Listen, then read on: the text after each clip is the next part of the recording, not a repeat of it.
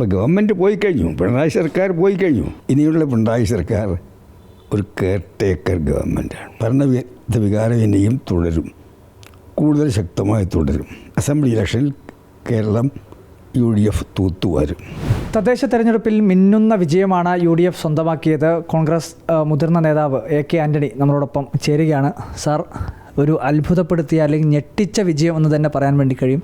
ഇടത് ക്യാമ്പുകളിൽ പ്രത്യേകിച്ച് LDFന് CPMന് ഒരു ബോംബ് വീണ പ്രഹരമാണ് UDF ഈ തദ്ദേശ സ്ഥാപനങ്ങളിലെ തെരഞ്ഞെടുപ്പ് ഫലം വരുമ്പോൾ ഉണ്ടാക്കിയിരിക്കുന്നത്.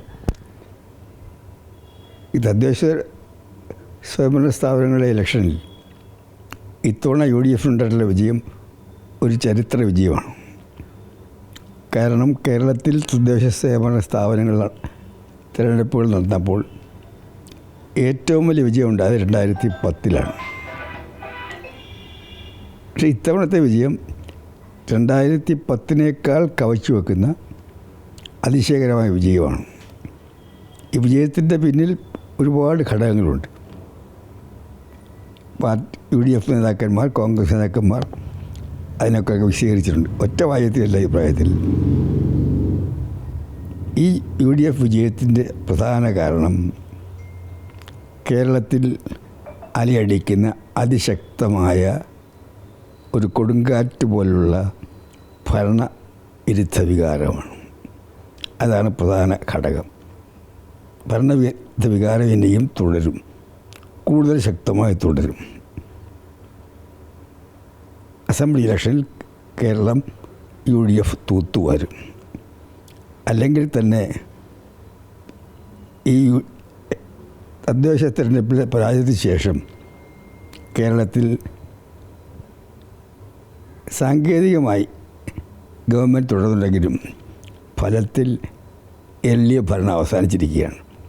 ഇനിയുള്ള പിണറായി സർക്കാർ ഒരു കെയർ ടേക്കർ ഗവൺമെൻറ്റാണ് എന്നല്ലേ പറയാം. ശബരിമല പോലുള്ള വിഷയങ്ങളൊക്കെ ഒരുപാട് വിഷയങ്ങളുണ്ട്.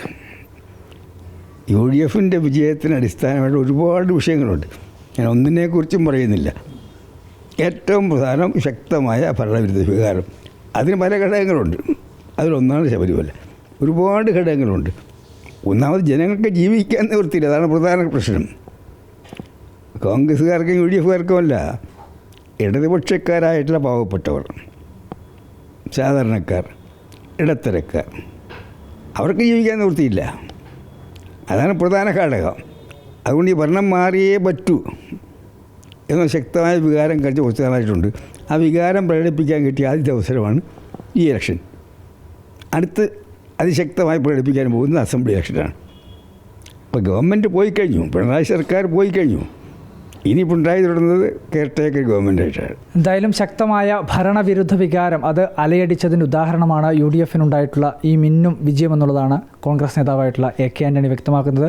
ഒരു കെയർ ടേക്കർ ഗവൺമെൻറ്റായി മാത്രമേ ഇനി പിണറായി ഗവൺമെൻറ്റിന് തുടരാൻ വേണ്ടി കഴിയൂ. നിയമസഭാ തെരഞ്ഞെടുപ്പിൽ ഒരു കൊടുങ്കാറ്റായി ഈ UDF തരംഗം ആഞ്ഞടിക്കുമെന്നുള്ളതും അദ്ദേഹം വ്യക്തമാക്കുന്നു. വീഡിയോ ജേർണലിസ്റ്റ് വിനയൻ രാജനോടൊപ്പം reporter Arjun Kalyad, in reporter, Thiruvananthapuram.